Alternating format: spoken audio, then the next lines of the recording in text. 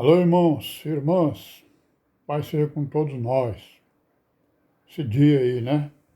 23 de março de 2021, graças a Deus, né? Orando sem cessar, perseverando, esperando aí, né? Os acontecimentos para essa Covid ir embora e a gente poder se encontrar, né, irmãos? Contemplar aí as nossas faces, né? Ouvirmos as nossas vozes de taquara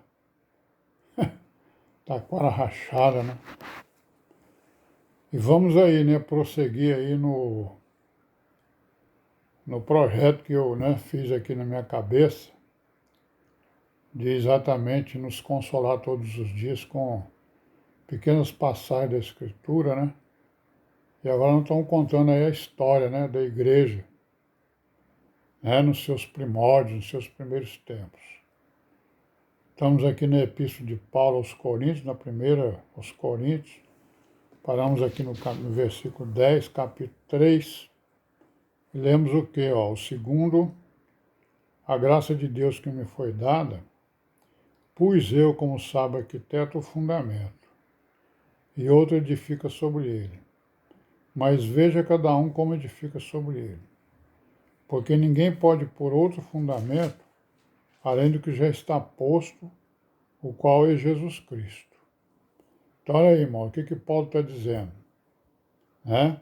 E esse ensino aqui não é só o Paulo, não. Todos os apóstolos ensinavam isso. Ele está dizendo que o apóstolo é o fundamento. E o fundamento é Jesus Cristo. Então, o que ele ensinou é que é o Evangelho.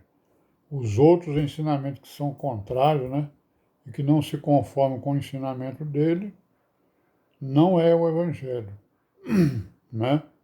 Nós já vimos isso lá nos Gálatas, né, onde ele fala que se aparecer um anjo do céu, ou até mesmo outro apóstolo pregando outro evangelho que não seja esse, seja anátema. Né? Anátema é o quê? Condenação, né? Seja condenado. Aí no versículo 12, né? E se alguém sobre este fundamento formar um edifício de ouro, prata, pedras preciosas, madeira, feno, palha, a obra de cada um se manifestará. Na verdade, o dia declarará, porque pelo fogo será descoberta, e o fogo provará qual seja a obra de cada um. Então, o que ele está dizendo? É que sob esse fundamento, né, há aí digamos assim, as opções, né, das pessoas que seguem o Cristo, de construir edifícios, né, ou de ouro, ou de prata, ou de pedras preciosas, ou de madeira, ou de feno, ou de palha. Isso aí significando o quê? Qualidade das obras, né? Qualidade e quantidade, né? Mas principalmente qualidade, né? Porque tem gente que vai fazer obra de palha ou de feno, né? Quer dizer, é uma obra que, comparada com a obra de ouro, ou de prata ou de pedras preciosas, ela, né, tem outro valor, né? Isso aqui nos remete, com certeza, àquele entendimento que a gente tem, né, de os diversos grupos de salvos, né? Não é isso? Os diversos grupos de salvos. Porque com certeza a igreja, né? É claro que o julgamento é do Senhor Jesus e do Altíssimo, né? Ele vai julgar um por um, né? Mas a igreja ela está incluída onde? No ouro, né? Está incluído no ouro. Aí tem os salvos que tem ouro, tem os salvos que tem as obras de prata, outro tem as obras preciosas. Cada um vai edificar o seu edifício, né? Cada um vai cultivar a sua lavoura, né? Não é isso? Então, foi dado para nós isso aí, foi dado a nós o quê? Foi dado a terra, né? Não é isso? Foi dada a doutrina, o fundamento, e foram dados os instrumentos, né? Para que nós façamos ou construindo o edifício ou cuidando da lavoura. Não é isso? Então isso aqui nos remete às categorias de salvos, né? Onde a igreja são as primícias, né?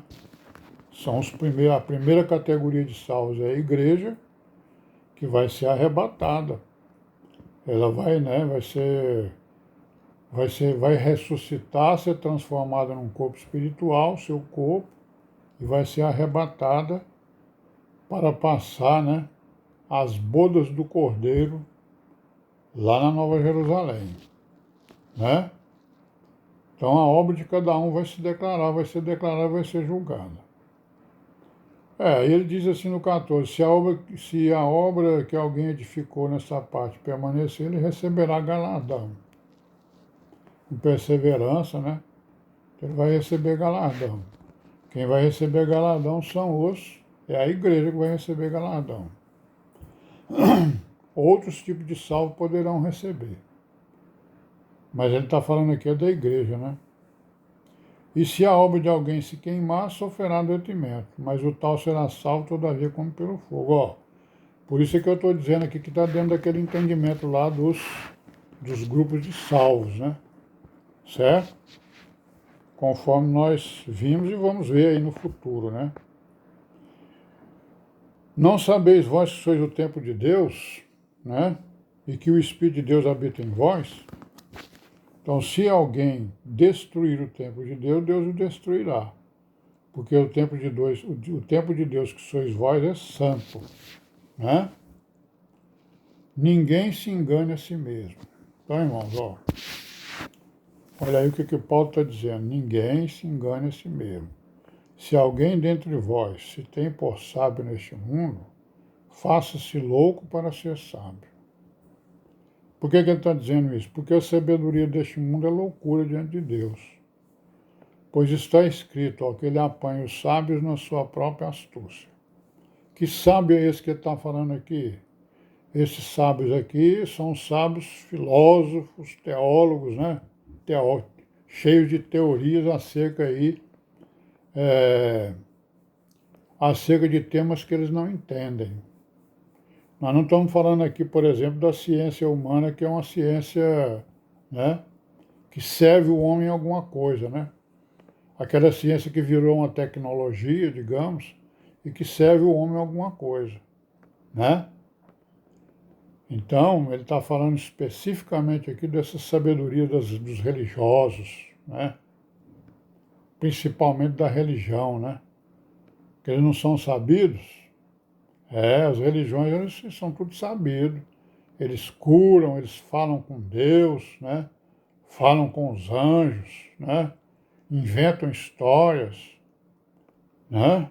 Inventam histórias sobre a criação, inventam histórias sobre os deuses e vai por aí afora. E as religiões, elas fazem exatamente isso. Inclusive as religiões que são chamadas de cristianismo, né? Elas estão cheias de sabedoria lá dentro. Você vai lá para dentro de qualquer uma delas que você vai ver que a doutrina que eles pregam lá não tem nada a ver com as escrituras. Nada a ver. Não é isso? Pois é, então vamos lá. Outra vez, o Senhor conhece os pensamentos dos sábios que são vãos. Olha aí. Portanto, ninguém se glorie nos homens, porque tudo é vosso. Né? Ele volta a dizer lá, sobre aquele problema da acepção lá dos irmãos, né? Seja Paulo, seja Apolo, seja Cefas, seja o mundo, seja a vida, seja a morte, seja o presente, seja o futuro, tudo é vosso. E vós de Cristo e Cristo de Deus. Né? Então ele voltou a falar aqui, para com isso. Vamos parar com esse negócio de antipatia e simpatia à primeira vista, ou coisa que o valha. Né? Não é porque a pessoa tem um defeito na voz, né? Ou no falar, ou na mão, ou no pé, que eu vou, digamos assim, né? Preferir outra pessoa em vez dele. E assim vamos, porque isso é acepção de pessoas. E acepção de pessoas, né? Com referência, por exemplo, ao ensino, ainda é pior ainda do que a física, né? Não é isso? uma acepção de pessoa muito comum nas nossas sociedades hoje é o quê? É o racismo, né? Não é isso? As pessoas não gostam dos negros, né? Dos índios, né? Dos judeus, não sei quem lá mais, enfim. Tem, né? Tem reprovações contra eles. Bom, irmãos, então vamos parar por aqui, né? Amanhã nós continuamos, se Deus quiser. Paz seja com todos nós e amém, né?